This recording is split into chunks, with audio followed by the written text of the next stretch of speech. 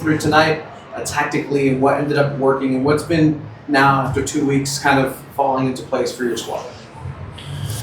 Yeah, I think we was definitely one of our better performances so far this year, especially at Snapdragon. I think what I liked with the performance and some of the strengths that we have had, both in the game against Utah and now here, is being like how we can combine having good balance in our attack so we don't get countered on, but still being able to put real attacking threats up front. And I think it really gives us that when we can play with two wide forwards like Delfin Cascarino and Gudinha, because we get two really good 1v1 players that can operate both wide. They can go around to take crosses, they can go inside to shoot. It gives us a lot of variety, and while we sometimes either been stuck on the right side or been only able to do certain things on one side, I think it gives us a lot more variety in the way that we can attack, and I think that looks really good. I think we, as a team, pressed really well today. We forced a lot of turnovers for Chicago. That's not only one or two players, that's the whole team. And I think we showed good patience and quality in our build-up, where we could be calm, they could end up chasing the ball, and from there on, when we find a free player, we really changed gears and had some fast attacks. So all in all, an important game for us. It was a good night. It was nice to be able to go back and both score a lot of goals and also win here at Snapdragon. It was definitely the way that we wanted to finish off the season at home, and a good way to end before we go to the international break and a long run of games. And ultimately here now we met and qualified for playoffs, which was our initial goal of the season, which is really nice and a compliment to everyone's really hard work and effort to doing that. And now we can look forward and ahead and for the next challenges to come. And then how could you build on that consistency now moving into this final game of the regular season into playoffs? How do you build the consistency on the squad, especially with that international break?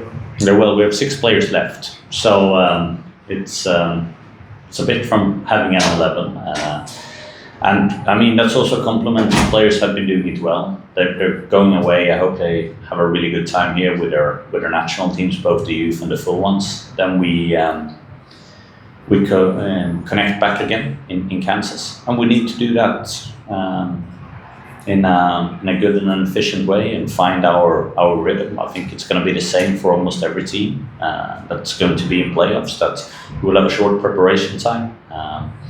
We can see that the table is still very mobile, so there's not so much set in what teams you can play or not, so you need to have a lot of different envelopes with different plans in, both with traveling and hosting and so on. So there needs to be a lot of people that have a lot of different plans that just needs to be ready to be executed Sunday evening and the 2nd of November.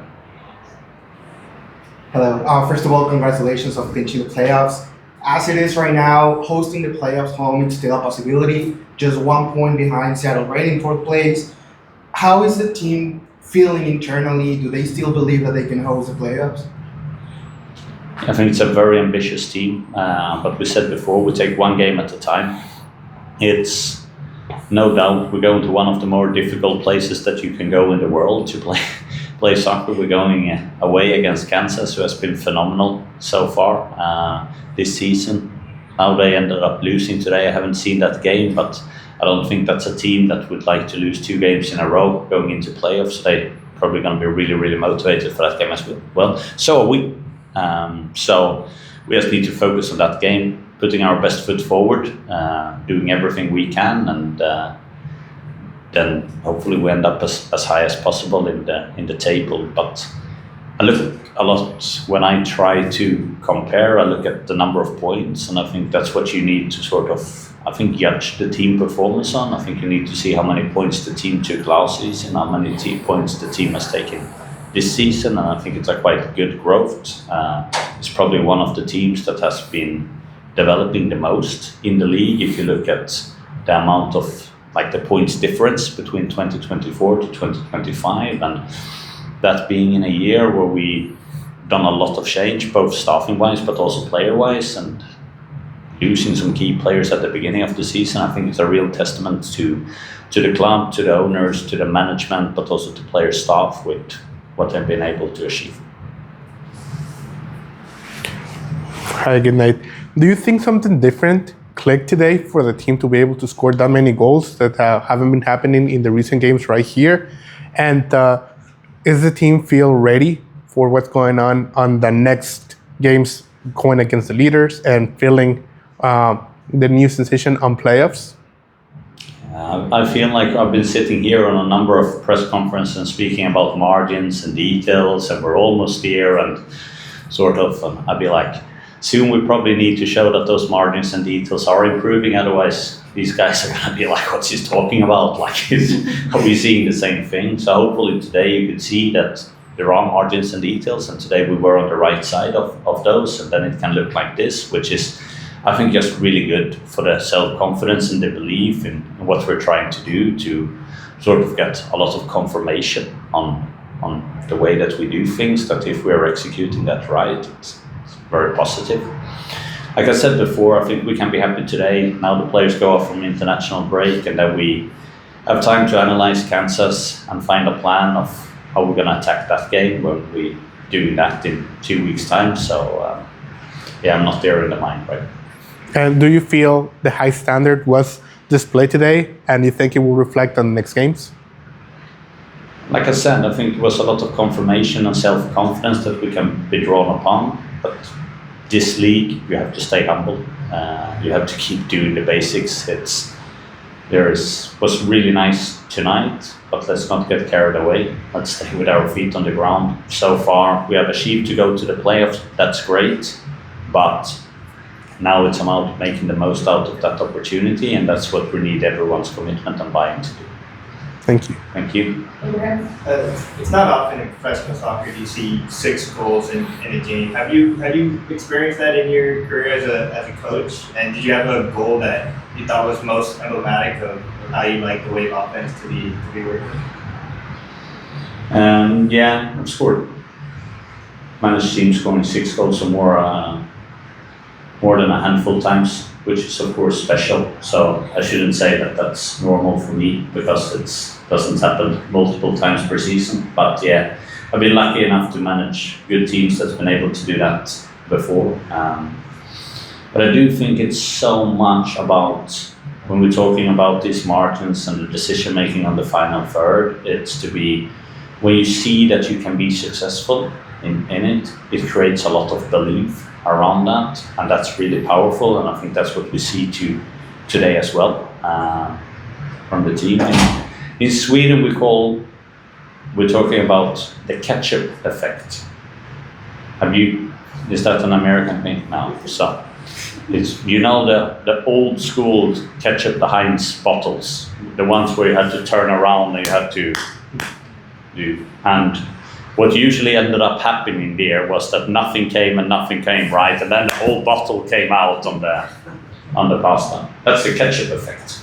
So that's what's happening today with the goals. We've been hammering on that bottle for a couple of games, and now it's released. So now you guys learned something new as well. Yeah. Do you have any last ones in the group? Yes. During the week, you talked about how Medina is incorporated into the play style. She scores again tonight. Can you just talk about her performance overall?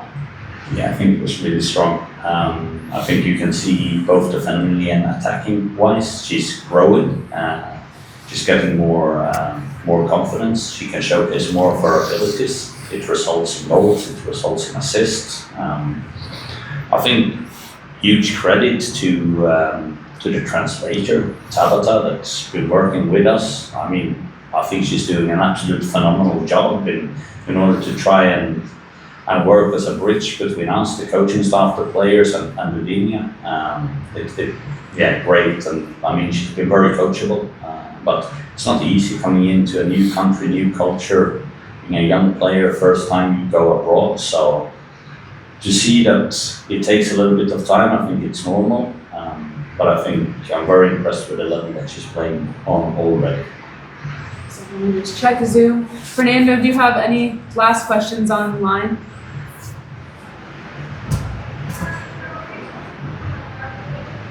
Fernando, do you have any last questions? Sorry, I just let you talk. Yes.